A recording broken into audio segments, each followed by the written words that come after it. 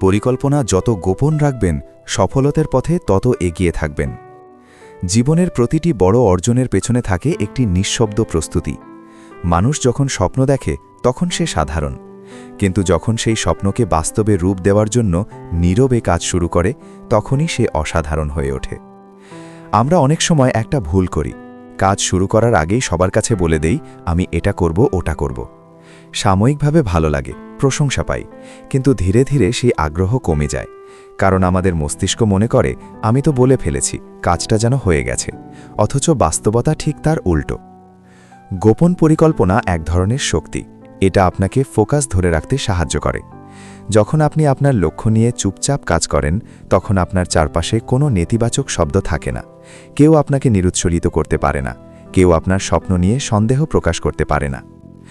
মনে রাখবেন, সবাই আপনার স্বপ্ন বুঝবে না, সবাই আপনার জন্য দোয়া করবে না। কিছু মানুষ আছে যারা আপনার ব্যর্থতা দেখতে চায়, তাই আপনার পরিকল্পনাকে সবার সামনে খুলে দেওয়া মানে নিজের শক্তিকে দুর্বল করে ফেলা। নীরবতা এখানে আপনার ঢাল, পরিশ্রম আপনার অস্ত্র। একটা বীজ যেমন মাটির নিচে লুকিয়ে থেকে ধীরে ধীরে গাছ হয়ে ওঠে, ঠিক তেমনি আপনার স্বপ্ন গোপনে লালন করতে হবে। যখন সেই স্বপ্ন ফল দেবে, তখন পুরো পৃথিবী নিজেই দেখবে আপনি কি করেছেন।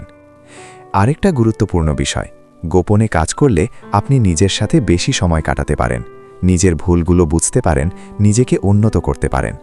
আপনি অন্যের মতামতের উপর নির্ভর না করে নিজের পথ তৈরি করতে শিখেন।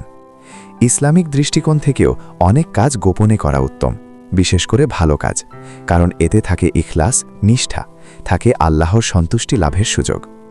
তাই আজ থেকে একটা সিদ্ধান্ত নিন, বলার চেয়ে করার দিকে বেশি মন দিন। শব্দ কম, কাজ বেশি। আপনার পরিকল্পনা হোক নীরব, আপনার পরিশ্রম হোক দৃঢ়, আর আপনার সফলতা হোক এতটাই বড় যে মানুষ নিজেই জিজ্ঞেস করে, তুমি এটা কিভাবে করলে?